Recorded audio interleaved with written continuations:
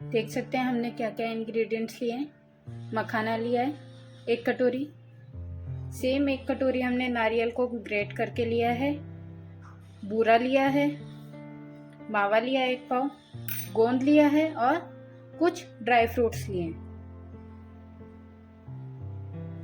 चलिए स्टार्ट करते हैं। फिर हमने गैस पे एक मोटे तल्ले की कढ़ाई रख ली है। आप कोई भी बर्तन ले सकते हैं मोटे तल्ले का, ठीक है। उसके बाद हम इसमें डालेंगे अपना मावा। मावे को हमें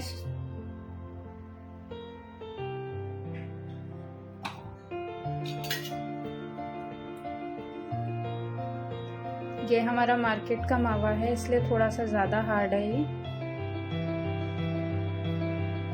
देख सकते हैं आप कितना ज़्यादा हार्ड है। आप घर पे बना मावा भी ले सकते हैं, इसको हम ग्रेट करके भी यूज़ कर सकते हैं, बट मैंने अभी इसको ऐसी डायरेक्ट कढ़ाई में रख दिया है।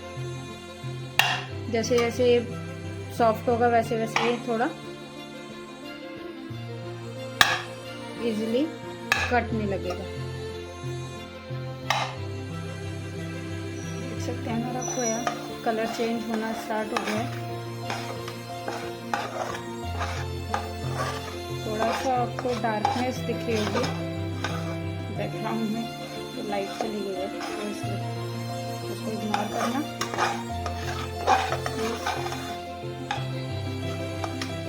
देखिए कितने अच्छे से हमारा खोया भून रहा है।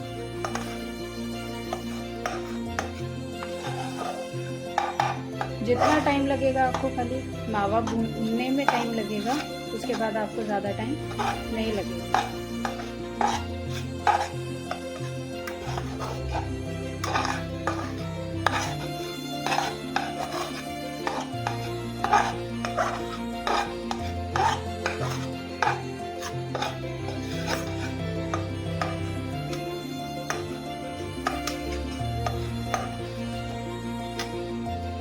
अब हमारे मावे की ऐसी स्टेज आ गई है कि हम इसको छोड़ भी नहीं सकते गैस को बिना चलाए, वरना ये नीचे से लगना स्टार्ट हो जाएगा।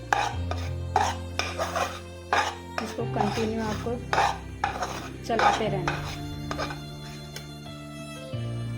देख सकते हैं हमारे मावे का भी कलर चेंज हो गया और ये अब धीरे धीरे इकट्ठा होना स्टार्ट हो गया।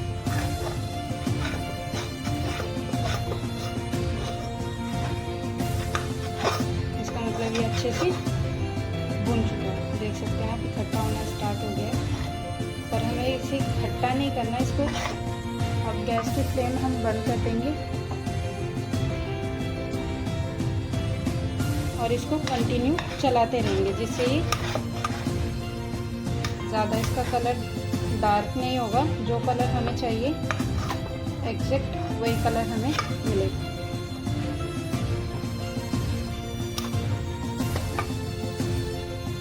क्योंकि हमारी कढ़ाई भी गर्म है, इसलिए इसको कंटिन्यू आपको ऐसे चलाना होगा।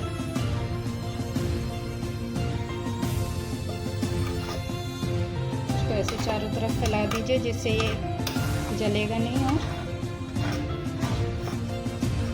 इसका कलर भी ज़्यादा डार्क नहीं होगा। इस कढ़ाई में से अब हमने मावा निकाल लिया। अब इसमें हम डालेंगे थोड़ा सा देसी घी। आप दूसरा बर्तन भी ले सकते हैं, पर मैंने उसी कढ़ाई को लिया है, ठीक है। और इसमें अब डालेंगे हम देसी घी।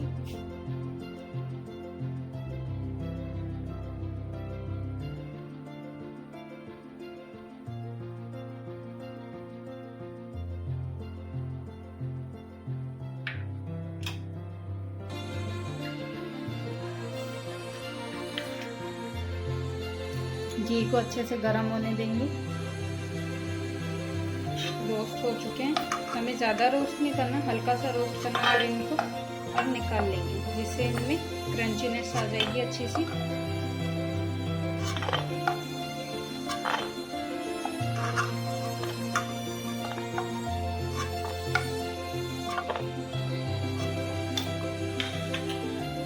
इसको ठंडा होने देते हैं। अपने ड्राई फ्रूट्स को फ्राई कर लिया। अब इसमें हम मखाने फ्राई करेंगे उसी घी में।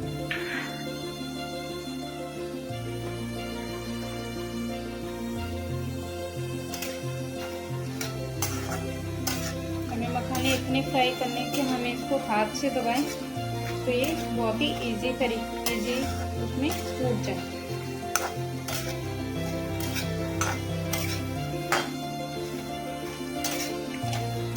बहुत ज़्यादा इनको भी नहीं फ्राई करना है हमें, बस इतना कि ये हाथ से हम ऐसे इसको दबाएं तो ये टूट जाए।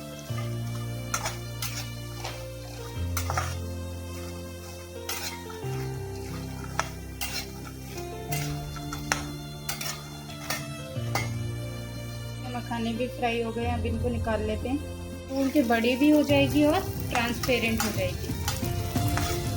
जैसे ये भुन जाएगी वैसे ये ट्रांसपेरेंट हो जाएगी और फूल की साइज से बड़ी हो जाएगी। हमने उसी 3 से 4 चम्मच तेल में ही घी में ही हमने सब चीज़ों को रोस्ट कर लिया है। देख सकते हैं ट्रांसपेरेंट हो गई, बहुत ही जल्दी झटपट से हो जाती है ये।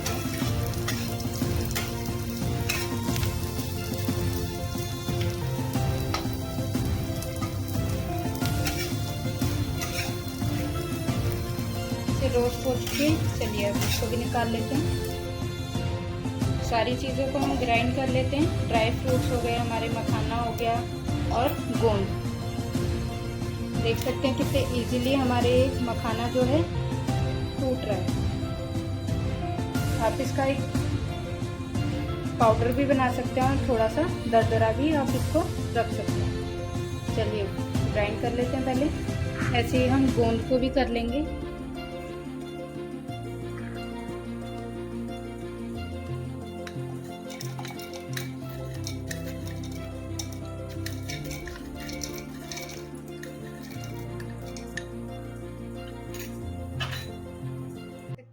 हमने सब चीज़ों को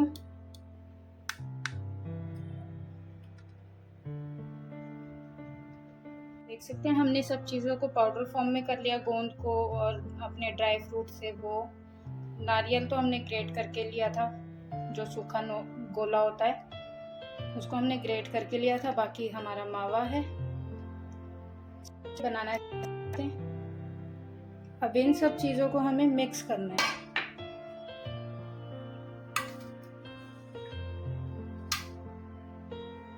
देख सकते हैं मावे का कलर कितना अच्छा आया है एकदम। स्पून की हेल्प से भी कर सकते हैं आप।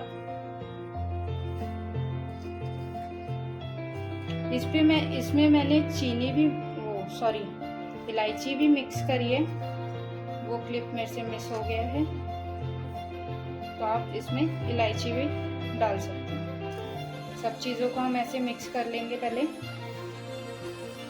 बहुत ही अच्छे तरीके से हैंड वॉश करके करा है मैंने।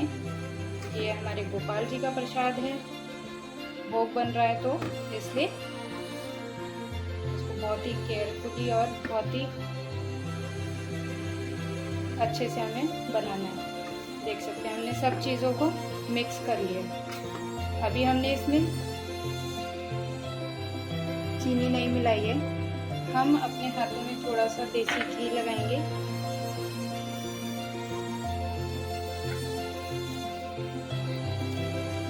घी लगाने के बाद हम इसमें जो हमारा मटेरियल है उसको लेके बाइंड करेंगे।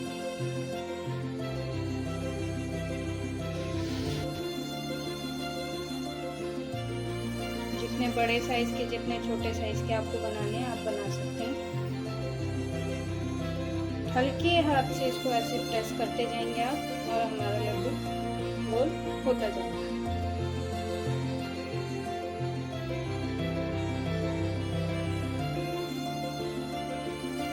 देख सकते हैं ऐसे ही सारे बना के हम रेडी कर लेते हैं। देख सकते हैं मैंने बना के रेडी कर लिए हैं। अब इसको सर्व कर लेते हैं। चलिए सर्व करते हैं। जितने भी हमने लड्डू बनाए हैं वो छोटी सी हांडी में अपनी रख लेते हैं, क्योंकि कान्हा जी को बिना हांडी के, अब ये तो भाई इम्पॉसिबल है कि बिना हांडी के उनका काम चले। देख सकते हैं कितने टेस्टी और कितने मज़े के लड्डू लग रहे हैं ना। तो इसको आप अपने घर पे ट्राई करिए, अपने कान्हा जी के लिए, अपने लड्डू गोपाल के लिए। अभी एक चीज़ इसमें मिस है, जिसके बिना हमारे लड्डू गोपाल का भोग पूरा नहीं होगा। ये तुलसी का पत्ता, जिसके बिना कान्हा जी का भोग इनकम्प्लीट होता है। अब ये हुआ ना बहुत ही टेस्टी और बहुत ही मज़े का और बहुत ही झटपट से बनने वाली रेसिपी, और हमारे लड्डू गोपाल के लिए बहुत ही टेस्टी सा भोग।